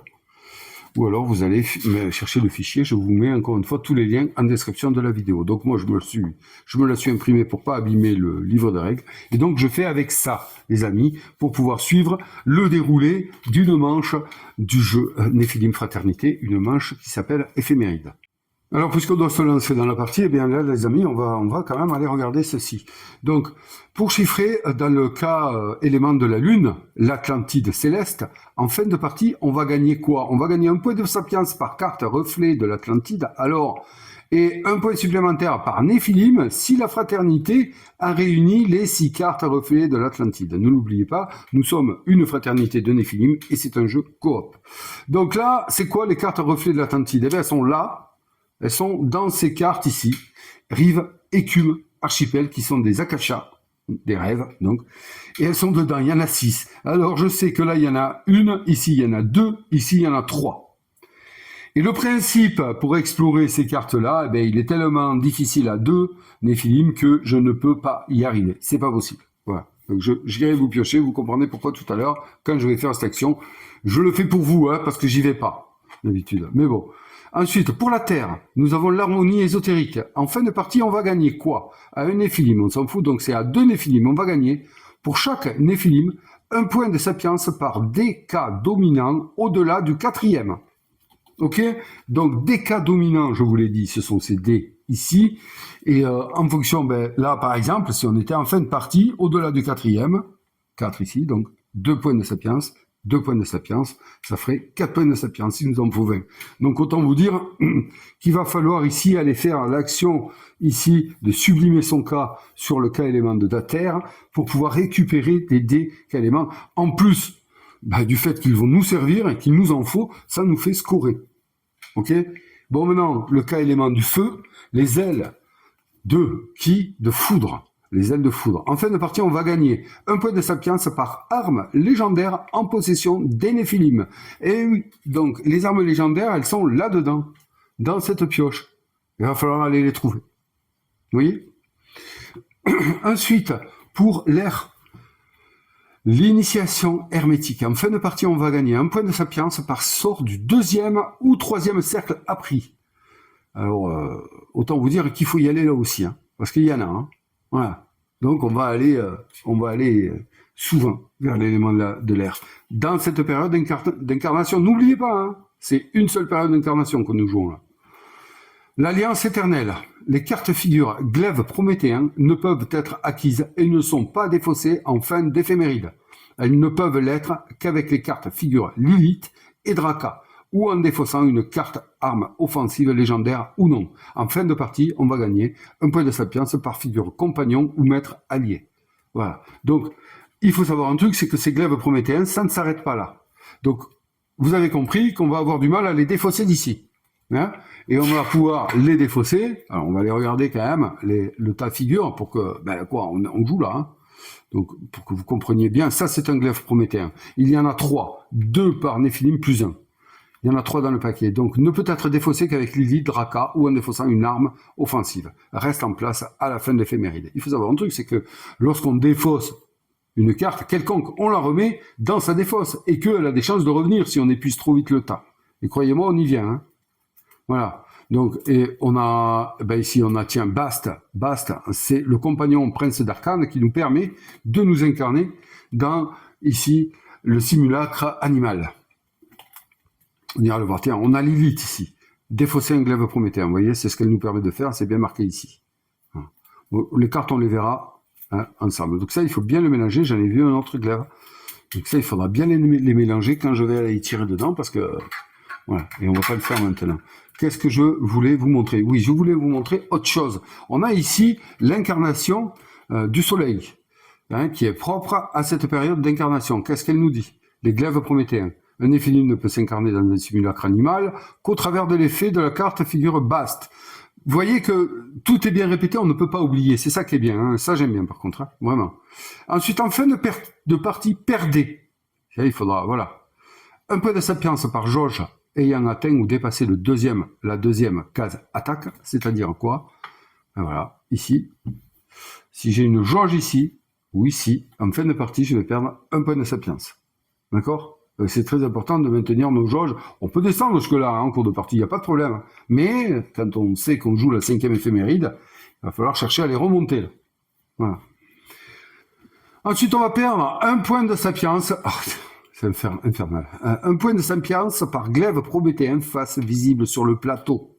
Donc, attention aux glaives prométhéens, il va falloir bien rythmer notre façon de les sortir. Ensuite, un point de sapience par degré de chute de chaque Néphilim. Donc tout ça, ça se perd en fin de partie, alors il va falloir en tenir compte. Les degrés de chute, c'est cela. Voilà. Donc attention, hein, parce qu'on peut vite se retrouver comme ça, bon, j'espère pas, mais là, ça ferait 3 points en moins. Hein. De plus 1, 3. Hein. Donc il va falloir faire attention. Bon, en général, j'arrive à m'en sortir, franchement, sur ce scénario, sur cette période d'incarnation, excusez-moi, j'arrive à m'en sortir. Bon, ben voilà, on a toutes les données qu'il nous faut pour pouvoir démarrer la partie, les amis, il n'y a pas de problème maintenant. Ben écoutez, je vais me boire un coup et je vous reviens. Bon, voilà, mais avant de démarrer, je vous fais un retour là, sur ces pistes-là. Tout à l'heure, je vous ai expliqué le Kaiba, je ne vous ai pas expliqué la narcose et l'ombre, c'est vite fait. Donc, qu'est-ce que c'est prendre un niveau de narcose? Oui, et donc, pour finir sur le Kaiba, par exemple, lorsque on soigne le Kaiba, on récupère le dé qu'on avait mis là et on l'échange contre le noir. Okay. Donc la narcose, ça va intervenir surtout par des effets de menace, de ce que j'ai connu. Et donc ça va nous faire prendre des niveaux de narcose. Quand on prend un niveau de narcose, vous voyez que là il y a le dé de la couleur de l'Onirim, et ici la narcose c'est le dé de la couleur du Feirim. D'accord? Donc ça nous fait perdre un dé, c'est-à-dire que on va prendre un dé de notre pentacle par ordre, un dé de notre pentacle ou un dé de notre plateau si on n'a plus sur le pentacle quand on prend le niveau de narcose, et on va aller le mettre en stase. Voilà, on bouge pas sa valeur. On va aller le mettre sur la stase, ce qui veut dire que tant qu'on baisse pas le niveau de narcose, on jouera de toute façon avec un dé K dominant en moins. Parce que au début d'une éphéméride, on va reprendre tous les dés, même ceux qui sont en stase, mais on va remettre les dés en stase en fonction du niveau de narcose. Voilà. Donc ça, c'est le niveau de narcose. Et l'ombre, l'ombre, ça va toucher le simulacre et les dégâts soleil qui seraient posés sur un simulacre. Admettons que celui-ci, il en a 4, d'accord? Quand on prend un niveau d'ombre, on enlève définitivement un dé du simulacre. Voilà. 2 niveaux, on enlève un autre dé. Quand on soigne l'ombre, on ne récupère pas les dés du simulacre. Okay, tant qu'on a une pénalité sur le nombre de dés, dès qu'on acquiert un simulacre, dès qu'on s'incarne dans un simulacre, on est obligé d'enlever la quantité de dés qu'on a sur l'ombre. Voilà. Donc, c'est pas plus compliqué que ça. Ça nous pénalise, il va falloir vraiment qu'on suive ça avec intérêt et pas trop traîner. Il va falloir surtout qu'on arrive à trouver dans les sciences occultes des sorts qui nous permettent de soigner ces niveaux. Bon, donc là, on est bon pour démarrer la partie. Alors, on va suivre ce qu'on nous dit, déroulement. Donc là, on y va. Si c'est la première éphéméride, je vous le dis une fois, après on le fera en roulant. Hein. Si c'est la première éphéméride, le premier Néphilim prend la tuile premier Néphilim. Donc c'est fait, ici, c'est l'Onirim, voilà, il a le jeton... premier Néphilim. Et sinon, ensuite, on va retourner la première carte éphéméride de la pioche. Et là, il peut se passer un événement, les amis. Donc, s'il ne se passe pas, bien, je vous l'expliquerai. Donc, on mélange bien le paquet éphéméride. Après, on le mélange plus, de la partie, puisque, voilà, comme vous le savez, je le fais toujours une fois avec vous, et ensuite, on le fait plus. Qu'est-ce que je fais? Je perds du temps, et oui, je sais, mais bon, les éphémérides, c'est important. Allez, on y va. On prend la première carte éphéméride. On est donc dans le premier éphéméride de la période d'incarnation, la chute de l'Atlantide. Donc on découvre quoi? Conjonction de l'eau. Nous sommes donc pour cette éphéméride sous l'influence de l'eau. Et malheureusement, eh bien, aucun de mes Néphilim n'est un Néphilim de l'eau. Nous avons la Terre et la Lune. Pourquoi malheureusement? Parce que, comme inscrit ici, si j'avais eu un Néphilim de l'eau, eh bien, j'aurais pris la tuile du cas dominant. Voilà, ok? Donc, en fait, on aurait pris la tuile ici, on l'aurait posé, mettons, ici, et il aurait pris dans sa réserve un dé supplémentaire uniquement pour cette éphéméride. À la fin de l'éphéméride, il l'aurait rendu, mais bon, ça peut vraiment aider. Il faut savoir qu'il y a une carte éphéméride par élément présent, donc tôt ou tard, ça va tomber. Voilà. Ce qui est écrit ici, ça va pas nous concerner pour notre première période puisque nous n'avons pas de simulacre. Ça veut dire que à partir de la deuxième éphéméride, eh bien, nous aurons le choix soit de défausser un dé de notre simulacre, soit de défausser notre simulacre. Voilà. Donc sachez que quand on n'a plus de simulacre, eh bien, on est obligé d'aller en chercher un et ça nous fait perdre une action. Voilà. Ok, donc l'éphéméride, c'est fait. Donner la tuile cas dominant, ça, on l'a géré ensemble. Ensuite, les Néphilim vont lancer leur dé cas dominant. À partir de maintenant, dès qu'on va rentrer un dé, eh bien, 1, 2, 3, 4, 5, attendez, il faut que je le prenne là, 6. Dès qu'on va rentrer un dé en jeu, que ce soit en stase, que ce soit... bref, dès qu'un dé va rentrer, on le lance. Voilà. Et il aura sa valeur pour le reste de la partie. Donc, attends, je vais chercher la reine et nous allons effectuer le premier lancer de dés pour l'Onirim ici et placer ces dés sur le pentacle.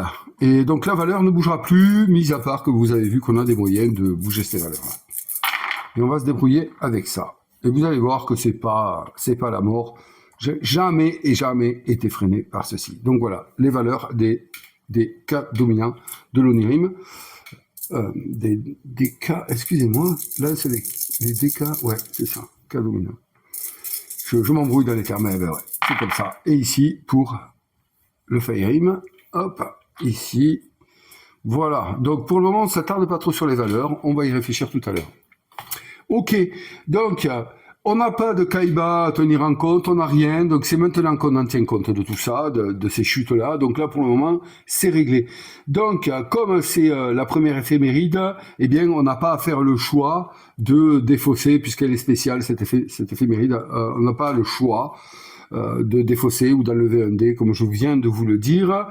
Ok, ensuite, les amis, bien, dans le déroulé du début de l'éphéméride, on va s'intéresser à la première carte histoire invisible. Hop, c'est pas toi, qu'est-ce que tu fais là? Il y a une mise en place spéciale pour ça, je vous l'ai passé, vous le verrez si vous y jouez. Donc là, on y va, la chute de l'Atlantide. La chute d'Orichalka. Donc on sait qu'elle allait tomber, cette météorite. Le continent Atlante va être détruit par une météorite d'Orichalka, en provenance de Saturne. Durant cette éphéméride, les actions occultes de Lune et de Soleil ne sont pas accessibles pour les Keim. Et les Keim, excusez-moi, peuvent agir sans simulacre. On le sait, ça déjà. À la fin de l'éphéméride, la météorite s'écrase et les Keim deviennent des Néphilim. Ils perdent donc 2 dés cas dominants et subissent un degré de chute déterminé au hasard. Chaque Néphilim lance un dé et on verra le résultat. À partir de la prochaine éphéméride, ils doivent s'incarner dans un simulacre et toutes les actions sont accessibles. Voilà. On a lu ça dans l'histoire, on savait que ça allait arriver. Ce qu'on ne savait pas, c'est qu'on prendrait un degré de chute, ici. Vous comprenez maintenant pourquoi je vous disais que de démarrer avec 4 dés avant l'errata, en perdre 2, on se retrouvait plus qu'avec 2 dés. C'était compliqué, bien qu'on pouvait aller faire l'action du cas élément de la Terre, mais bon, bref, voilà, ça, on va le mettre de côté pour ne pas l'oublier, ça sera géré en fin d'éphéméride. D'accord? Voilà pour l'histoire interdite, ici. Je replace un peu la carte proprement. Et maintenant, eh bien, la dernière chose à faire en début d'éphéméride, c'est de retourner les cartes.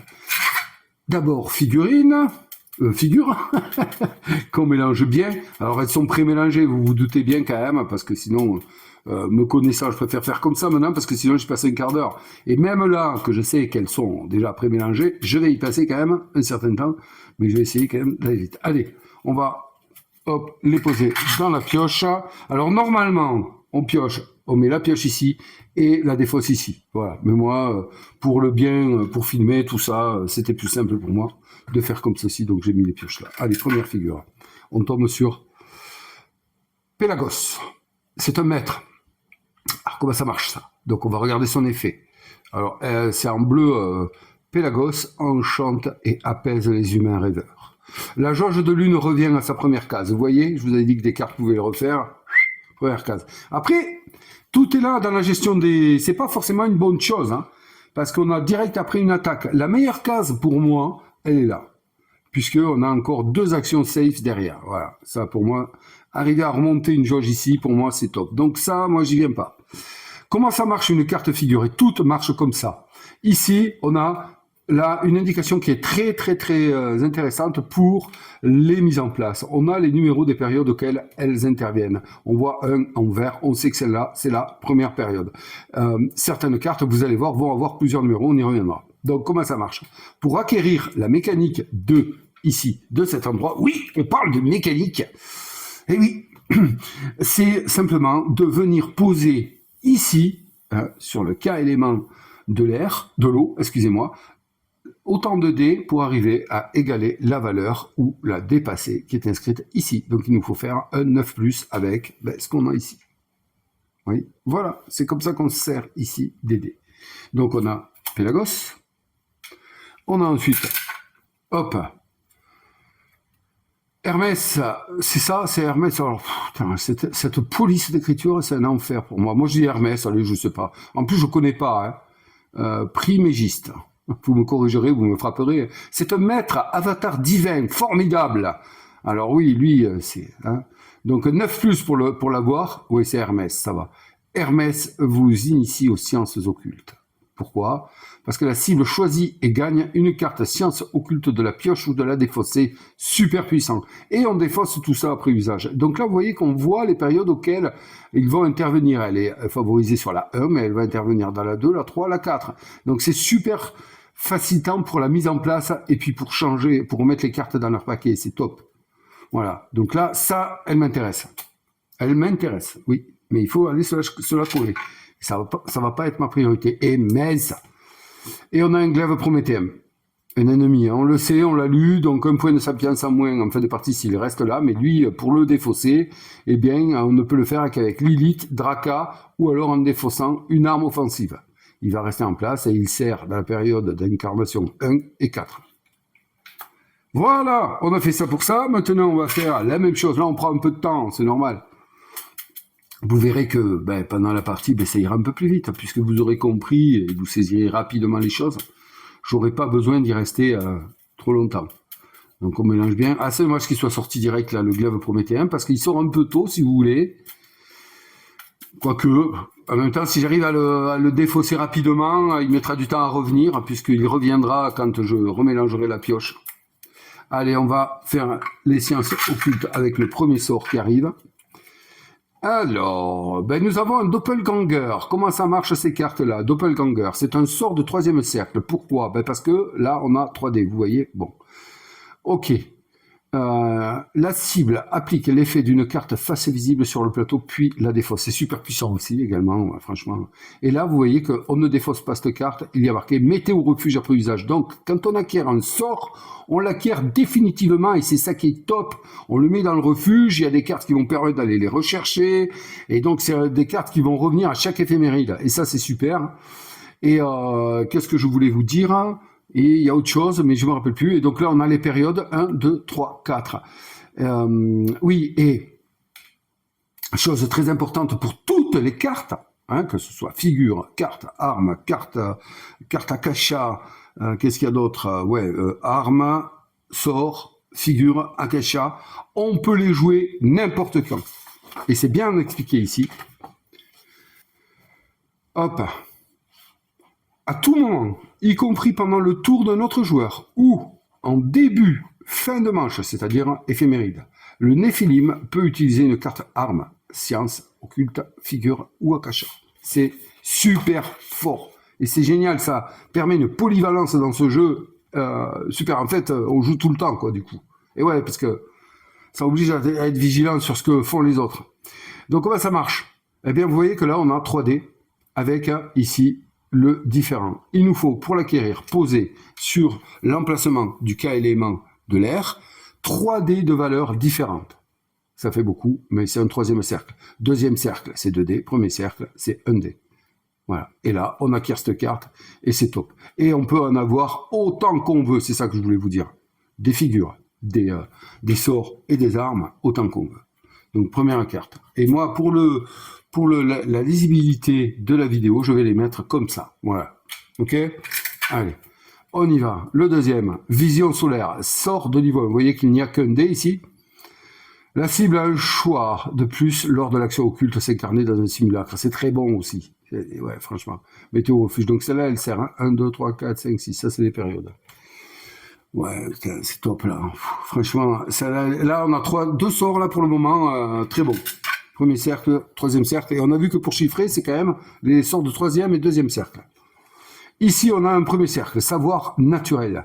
La cible dépense des dés sans qu'ils soient tous différents lors de l'action occulte s'initier un art occulte. Ben, celle-ci, justement. Oui, bon, elle sert souvent, celle-là. Oui, mais celle-là, je peux me permettre de la rater. Parce que le truc, quand je dis ça, je peux me permettre de la rater, c'est que ces cartes-là, toutes les cartes, figures, sorts, armes, elles sont défaussées à la fin de l'éphéméride. Ouais, et on en remet à chaque fois des nouvelles. Donc on peut en rater, et ça c'est pénible parce que pour qu'elles reviennent, vous voyez que... Bon après, on arrive à faire le tour d'une pioche. Et ensuite, on va aller sur les cartes armes là-bas. Voilà. Donc pareil, pour la lisibilité, je vais les mettre sur des supports. Bon, moi ça me permet... parce que là je tends la main, vous voyez. Bon. Donc c'est pas... Il est un peu grand ce plateau, mais il est vraiment, vraiment agréable. Je me suis pas arrêté sur les illustrations des cartes figures, mais bon, vous l'aurez noté, elles sont de qualité. Hein. Elles sont de qualité. Il y a même un imprimé au fond sous le plateau. Là, je vais vous montrer ça vite fait quand même, parce qu'il faut s'arrêter à ces détails-là, c'est important. Bon, voilà. Allez, les cartes armes. Il n'y a que, si j'ai bonne mémoire, que 4 armes légendaires ou 6 cartes légendaires. Donc, première arme. On a une arme défensive. Alors, comment que ça se passe? D'abord, on va voir son effet. On voit défensive grâce au bouclier. Ignorer l'effet d'une traque après une action occulte. Je vous ai dit que lorsqu'on allait faire une action ici sur un cas élément, ça s'appelait une action occulte. D'accord? Et donc, à chaque fois qu'on fait une action occulte, on va aller tirer une carte menace ici. D'accord? Quand on fait l'action profane, dont je vous ai parlé rapidement, mais qu'on verra de jouer sur cette piste-là, eh bien, on ne tire pas de carte, puisqu'on combat directement la menace. Là, eh bien, quand on va faire ça, ben, ça s'appelle une traque. Donc là, avec cette carte, on peut ignorer l'effet d'une traque, et c'est super fort. Et on met au refuge après usage. Comment est-ce qu'on fait pour l'acquérir, celle-ci? Eh bien, il nous faut positionner sur l'emplacement du K-élément feu un dé de valeur 3 ou un dé de valeur 4. Et on prend la carte. Voilà. Ok. Allez, on va la positionner. Donc pareil, je mets sur le petit support et on va la mettre là. Deuxième carte arme. Pas de légendaire, mais une arme offensive. Même système, vous voyez l'épée ici, même système pour la récupérer, c'est soit un 2, soit un 3. Et là, on recule une jauge de 2 cases. Je l'aime beaucoup, cette carte. Et on met au refuge. Je l'aime beaucoup parce que, ben voilà, quand on est là, on fait, ou là, par exemple, eh ben, on fait 1, 2, et on arrive là. Donc ça, j'aime beaucoup. Ouais, j'aime bien celle-là, je vais en chercher en général. Donc voilà, la deuxième carte, hein, c'est bon, je rien zappé comme explication, non. Après, vous regardez les périodes hein, auxquelles elles apparaissent. Et ensuite, une légendaire, le glaive Atlante. Donc là, on a une arme offensive, et là, c'est différent pour l'acquérir. Il nous faut mettre un dé de valeur 1 et un dé de valeur 6. C'est un peu plus compliqué, par contre, son pouvoir est un peu plus fort. Et puis, n'oubliez pas, elle chiffre ici un point de sapience. Hop, donc reculer une jauge de 4 cases, mettez au refuge après usage. Alors, il est bien ce pouvoir, mais comme je vous disais, c'est pas forcément intéressant de remonter trop haut parce que, voilà, si là je faisais 4 cases, ou si là je fais 4 cases, je fais 1, 2, 3 cases, je me mets là, super, ok, mais j'ai plus qu'une action safe, et après je me refais une attaque, bon, après vous y avez ça, mais voilà, enfin, c'est à calculer tout ça. Il faut pas les utiliser n'importe quand, mais bon, il faut les avoir, hein. De toute façon, je vais chercher à me les procurer, celle-ci, direct, parce que je veux pas la laisser partir en défausse, après, elle mettra trop de temps à revenir, et bon, voilà, puisqu'on défausse à chaque fin d'éphéméride, excusez-moi, vous avez pas vu, ben, c'est embêtant. Voilà, donc là, les amis, on a mis toutes les cartes, et puis, bien, on est bon. On va pouvoir maintenant démarrer l'action. Donc, comme c'est le premier éphéméride, ici, le premier joueur, ça va être Onirim. Sinon, on aurait passé la tuile premier joueur. Hein, d'accord? Allez, c'est parti. Donc là, on va pouvoir jouer. Il faut savoir une chose, c'est que si un Néphilim, à un moment donné de l'éphéméride, n'a plus de dés qu'à dominant, il ne peut plus faire d'action. D'accord? Jouer une carte n'est pas une action. Voilà. À proprement dit, action entendée par action occulte ou profane. D'accord? On va juste regarder l'action profane là, parce que sinon, voilà, je vous en parle, mais bon, mettons, on soit ici. Non, ouais, on est là. Moi, j'ai envie de faire remonter la jauge ici et ici. Ok? Quand une jauge recule, on ne prend pas l'attaque. Il n'y a que quand elle avance. Ok? Donc je suis là. Et bien, qu'est-ce que je vais faire? Je vais faire une action profane. Donc ça veut dire de toute façon combattre la menace. Je ne tirerai pas de carte menace puisque je la combats directement. Et là, ben, pour faire reculer, il va me falloir positionner ici, sur l'emplacement K-élément de la Lune, un dé de valeur 3. Est-ce que j'ai ça? Oui. Ok. Bon, eh bien très bien. Je fais ça, je le pose là, et je le fais remonter. Et là, c'est pas fini. Si je veux, je peux le faire remonter plus haut, dans la même action. Donc, ben, je peux très bien prendre un dé de valeur 2, puisque c'est 2 demandés, et le positionner ici, et je fais remonter. Voilà ce qu'est une action profane. On combat la menace directement. Ok? Et donc, après cette action-là, on ne tire pas de cartes menaces, et c'est très bien. C'est pour ça que on a plusieurs façons de la combattre. On a les cartes, ici, armes offensives, hein, ou légendaires, et aussi l'action profane de faire reculer la menace. Sachez que lorsqu'on fait, puisque ce n'est pas une action, lorsqu'on joue une carte, on n'a pas à tirer de carte menace. Donc là, les amis, on est bon. Hein, on sait qu'on va perdre des dés en fin de l'éphéméride. Donc moi, ce que j'ai envie de faire pour ma première action, c'est d'aller tenter, eh bien, de faire, au moins d'aller chercher un dé ici, de sublimer mon cas. Et pour ça, il faut que j'aille le faire sur le K-élément de la Terre. Qu'est-ce qui nous est dit ici? Et là, il y a une erreur d'impression sur le plateau. Ça a été corrigé dans un errata. Ici, vous voyez qu'il y a marqué 2 dés de valeurs différentes. C'est faux. C'est 2 dés de valeur égale, donc de même valeur. Ok? Donc ne vous trompez pas, sur le plateau, c'est une erreur d'impression. Donc pour faire ça, eh bien, je vais d'abord vérifier où j'en suis de ma jauge pour pas prendre de risque. Je vois que là, ça va. Donc je vais aller faire ceci. Je vais aller poser 2 dés de valeur égale.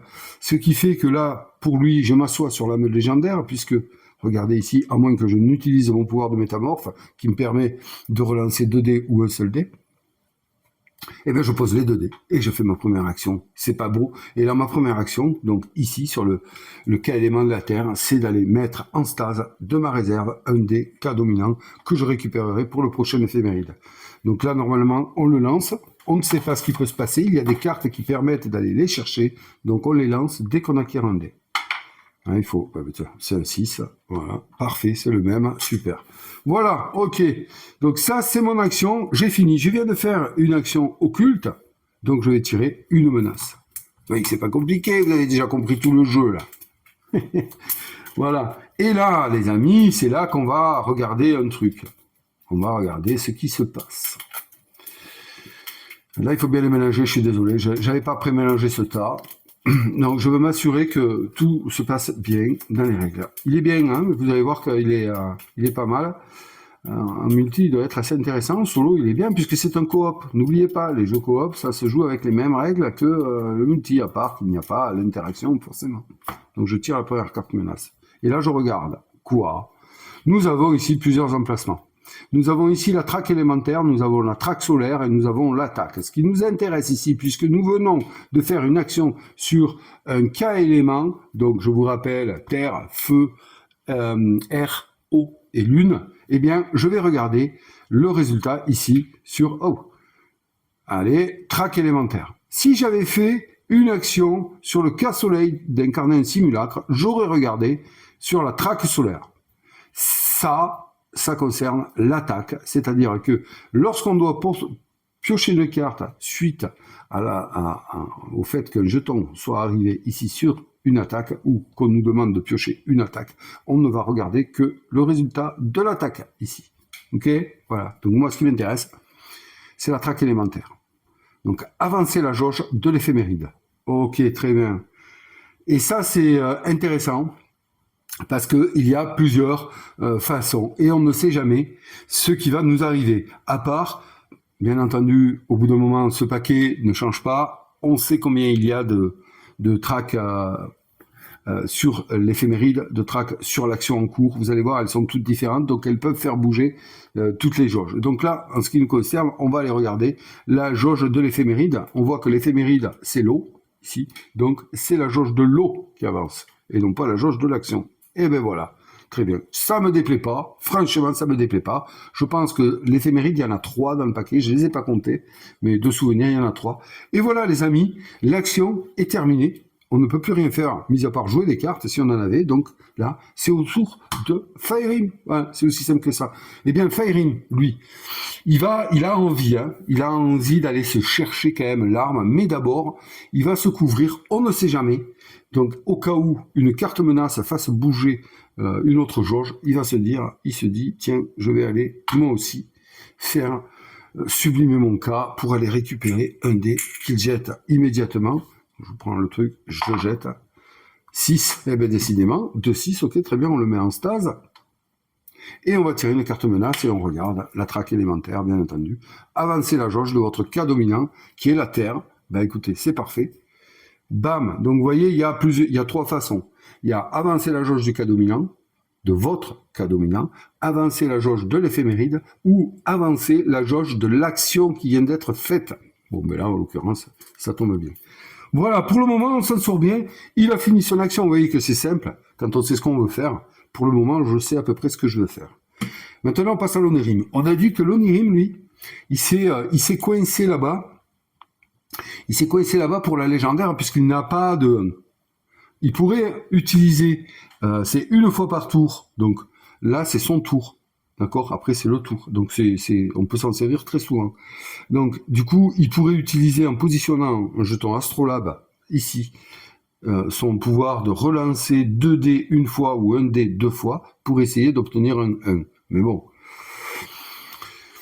pas forcément ce qu'on veut parce que, ben, figurez-vous que j'ai quand même bien envie d'aller chercher un mine de rien parce que j'ai plus de dés similaires. Je vais en perdre 2, mais bon, j'en ai gagné un, donc c'est pas mal. Il faudrait voir si j'ai pas envie d'aller me faire plutôt un sort ici, là, qui pourrait être très intéressant. Donc on a la cible applique l'effet d'une carte face visible sur le plateau. Ouais. Est-ce que j'acquiers celui-là maintenant? Ouais, parce que il est bien, il est très bien. Mais bon, ça me fait dépenser 3 dés. Il m'en restera plus qu'un. Je pourrais aller après prendre une carte défensive. Donc, ce qu'on va faire... Allez, ce qu'on va faire, c'est qu'il va aller se chercher une arme défensive, ici. Donc il prend 4, ok? Il le pose sur le feu, le cas élément du feu, parce qu'il peut faire ça ou ça. Il va prendre une arme défensive pour ignorer l'effet d'une traque. Et écoutez, ce sera ça de prix. Donc hop, voilà. Et là, comme je vous l'ai dit, on n'a que 2 emplacements d'armes, donc il va la mettre ici, sur un emplacement d'armes. C'est très bien. Bravo mon kiki, bravo mon cucu. Et là, comme il vient de faire, excusez-moi, comme l'Onirim vient de faire une action occulte, on tire une menace. Avancez la jauge de votre cas dominant. Ça me gonfle un peu par contre. Mais bon, c'est la lune, parce que je voulais vous montrer, mais bon, là, je ne vais pas y aller forcément maintenant. Ok. Très bien, donc 2 cas dominants, un cas éphéméride pour le moment. Bon, en même temps, c'est pas trop gênant. Et là, ah oui, est-ce que je l'ai pas fait? Et c'est une fois que l'action est complètement complétée qu'on va mettre une nouvelle carte. Ok? Pas avant. On a tiré la menace, on a fait les attaques, on a tout fait. Quand vraiment son action est terminée, on renouvelle le paquet. Et on a un glaive Atlante, donc légendaire. Mais ça, on va en perdre. Ah là là, celui-là, on l'aura plus qu'à la fin. Et ouais, oui, parce que ne peut pas le faire ce tour-ci et il va être défaussé. Bon, eh ben, écoutez, c'est pas grave. Maintenant, ouais, c'est pas grave. Bon, ben, allez. C'est à Firing. Donc lui, il y va direct. Hein, il fait un 6 et un 1 pour aller prendre un légendaire. Ouais, ouais, il faut le faire. Voilà, 6 et 1. Bam, ici. Boum. Voilà, c'est réglé l'histoire. Hop, il récupère. Il a fini son action. On tire une menace. Avancer la jauge de l'action effectuée ce tour. Voilà. Bam. Ok, ça c'est réglé. Et là, on renouvelle la carte. Et on a une arme offensive, un 2, un 5 pour la récupérer. On recule la jauge. Et c'est toujours les mêmes effets. Hein. Faut pas... Voilà, hein, c'est toujours pareil. Bon, eh bien écoutez, c'est pas mal. C'est pas mal. Il a joué. Maintenant, c'est à Onirim. Alors Onirim, est-ce que... Vous voyez, le problème est là. C'est que Onirim, est-ce qu'il va aller... Là, il a 3 dés différents. Il peut tout à fait aller chercher le sort qui est quand même très intéressant. On va rater, du coup. On va rater ici, du coup, ça. Hein. Alors, je pourrais tout à fait utiliser, tiens. Je pourrais tout à fait aller chercher une arme offensive de base pour pouvoir défausser cet ennemi parce qu'il va m'empêcher un renouvellement. Voilà. Mais c'est compliqué le départ, en fait. Donc... j'aurais quand même bien aimé aller me chercher un autre, mais je peux pas sublimer mon cas, non. La cible choisit et gagne une carte science occulte de la pioche ou de la défausse. Waouh. Cette figure, elle est énorme. 6, 7, 8, on peut pas aller la choper, c'est fou.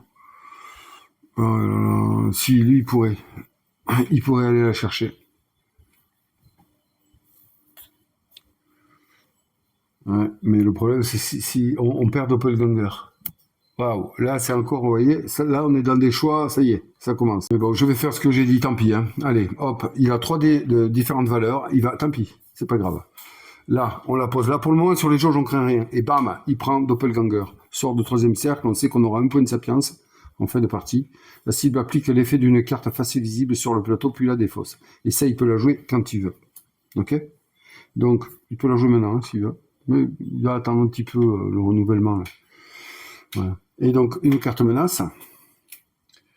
Avancer la jauge de l'action effectuée ce tour. C'est bon, c'était géré. Bam, ici. Et renouvellement. Hop. Et qu'est-ce qu'on renouvelle? On a modifié la valeur d'un des cas dominants de la cible. Ah, ça, c'est balèze aussi. C'est balèze. En même temps, je vais vous dire, moi... il y en a un là-haut, il peut se les faire les deux. Et pourquoi pas? Parce que on craint rien au final. Hein. On craint rien. La cible applique l'effet d'une carte face visible sur le plateau. Ok. On peut faire reculer de 2 cases. Donc lui, il va y aller. Ouais, vous allez voir ce qu'on va faire. Ouais, on va combiner. Donc bam. Il se sert de Doppelganger, notre Onirim. Et oui, il a fini son tour, mais c'est à lui de jouer quand même un calvaire. Ça, il peut. La cible applique l'effet d'une carte face visible sur le plateau, puis la défausse. Donc, ici, on va mettre au refuge après usage. Donc, on pose sur le refuge ici. Et là, eh bien, on va appliquer l'effet de l'arme offensive. Voilà. Parce que j'ai envie de le faire jouer. Je vais faire jouer le Firing 2 fois. Ici, pour aller prendre ces 2 cartes. Niveau 1. Ouais. Donc, reculer une jauge de 2 cases. Voilà, donc il le fait et on défausse cette carte. Donc on recule 1, 2 de 2 cases la jauge de l'air. Et ce qui est intéressant de voir sur ces cartes-là, c'est au niveau du texte. La cible. Donc appliquer l'effet d'une carte. Ça veut dire quoi? La cible. Quand il n'y a pas marqué la cible, c'est ça concerne uniquement le Firing le Nephilim, excusez-moi, qui joue la carte. Par contre, dès qu'il y a marqué la cible, il peut cibler un autre Nephilim pour qu'il profite, ce Nephilim-là, de l'effet. D'accord? Donc, je vous le dis pour plus tard. On ne renouvelle pas à 6 à la fin de son tour, si là, on renouvelle. Des fois, c'est embêtant en fonction du timing auquel on joue les cartes. Donc là, oui, puisque c'est quand même Onirim. Donc, Onirim, hop, il passe à Firing. Vous voyez qu'Onirim, il peut plus jouer de cartes, mis à part qu'il soit ciblé par une attaque. Puisque là, il n'y a pas marqué la cible. Vous voyez? Ignorer l'effet d'une traque après une action occulte, il n'y a pas marqué, la cible ignore. Ok, on est bon. Bon, du coup, c'est à Faerim, et là, moi, je vais faire ce que je vous ai dit. Donc, il vient avec un 3, peu importe la valeur ici. Hop, il vient prendre ceci. Modifier la valeur d'un des cas dominants de la cible. Il m'intéresse. L'autre, c'est la cible dépense des dés sans qu'ils soient tous différents de l'accès occulte.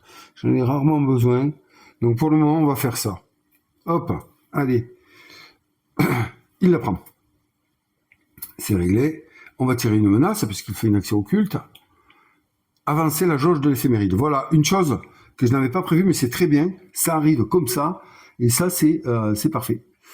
Est-ce que je peux jouer maintenant ouais, puisqu'on peut le jouer n'importe quand. Donc, si je veux, je peux jouer mon glaive Atlante ici. Reculer une jauge de 4 cases. 1, 2, 3, 4. Donc, et on avancerait ici.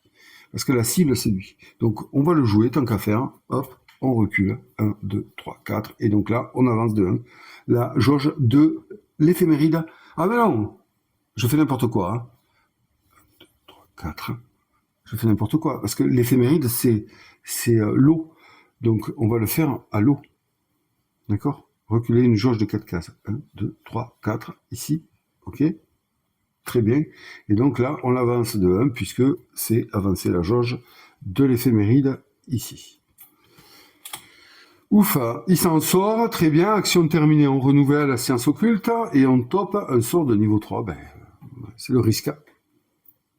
La cible défausse son simulacre et avance une jauge de 2 cases au choix en déclenchant d'éventuelles attaques. Alors ça peut servir pour bouger les jauges. Donc allez, c'est à nouveau Faerim qui va jouer ici, action occulte, vous voyez que on y va là, on y va ici. Donc moi c'est celle-là qui m'intéresse.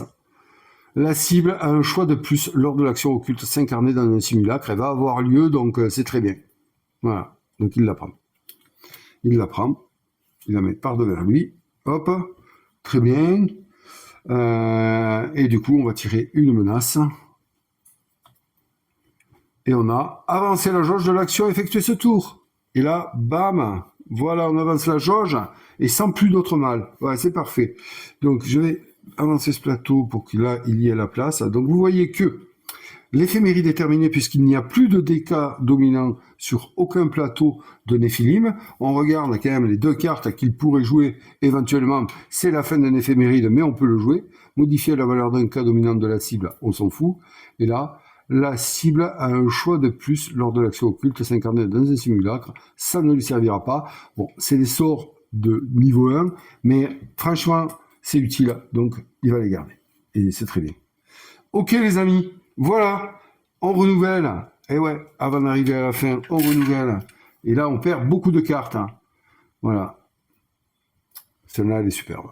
Et celle-là, je la perds. Et c'est dommage. Le simulacre de la cible gagne un dégât soleil. Elle est top. Celle-là, il va falloir faire tourner le paquet. Ah ouais, elle est top, celle-là. Avant qu'elle revienne, elle reviendra peut-être au 3 ou 4e éphéméride. Mais bon. Donc là, les amis, on arrive à la fin d'un éphéméride. Donc, ce qu'on fait, c'est qu'on va vérifier immédiatement. La première chose à faire, c'est vérifier les effets de fin d'éphéméride sur la carte histoire, histoire invisible. Donc, à la fin de l'éphéméride, la météorite s'écrase et les Caïms deviennent des Néphilim. Ils perdent 2 dégâts dominants. Eh oui, donc on va perdre 2 dégâts dominants chacun. Voilà, donc 2 dés pour le Faerim et 2 dés, hop, pour l'Onirim. Voilà, ils repartent dans la réserve. Ok, et subissent 1 degré de chute déterminé au hasard. Chaque Néphilim lance un dé et on va voir ça. Donc, ok, c'est parti. Donc, on va commencer par le Faerim qui va lancer un dé. Allez, hop, on pose ça ici, la reine devant vous. C'est parti, les amis. Donc, le Faerim, il fait 3. Je crois que c'est pas gênant, je crois.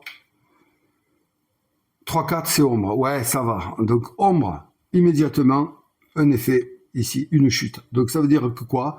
Qu'on enlèvera de son simulacre futur un dé. Ok, il a fait ça. Et maintenant, on va jeter un dé pour l'Onirim. Ce serait bien que ce soit ombre aussi, parce que Kaiba, j'aimerais... Aïe, narcose. Ah, narcose, c'est pas bon. Lance un dé, 1, 2, narcose. Bon, tant pis, on n'a pas le choix. Donc narcose, ça c'est pas bon. Ça veut dire qu'il va mettre en stase au tout début un dé, un dé cas dominant. Ah, c'est dommage. Ah, ça j'aime pas. Mais il va falloir trouver de quoi soigner la narcose rapidement, hein, parce que sinon ça va vraiment nous amputer cette histoire-là. Donc voilà, hein, à présent nous sommes des Néphilines. À partir de la prochaine éphéméride, ils doivent s'incarner dans un simulacre et toutes les actions sont accessibles. Donc celle-là, elle est jouée. On peut la mettre de côté, les amis. Donc je remets le déca dominant là-bas et on continue la fin de l'éphéméride.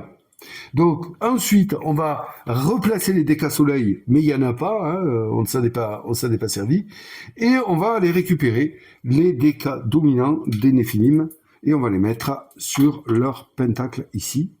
Hop, voilà, et voilà, donc on termine à 4D. Ici pour le moment, tout va bien. Alors ensuite, qu'est-ce qu'on nous dit ? Présent sur le plateau central, il récupère autant de Decaiba, ouais. Ok, très bien. On n'a pas de Decaiba, il n'y a pas de problème. Ensuite, le Néphilim en possession de la tuile K dominant, s'il y en avait un, eh ben, il aurait remis la tuile K dominant de côté et il aurait enlevé un des K dominants ici, puisqu'il l'avait gagné grâce à la tuile. Ensuite, les jetons astrolabes, s'il y en avait sur le plateau ou sur les cartes, on les aurait enlevés. Et les Néphilim récupèrent les cartes de leur refuge. Donc là, on remet la carte ici. La cible applique l'effet d'une carte face visible sur le plateau, on la remet accessible pour Onirim.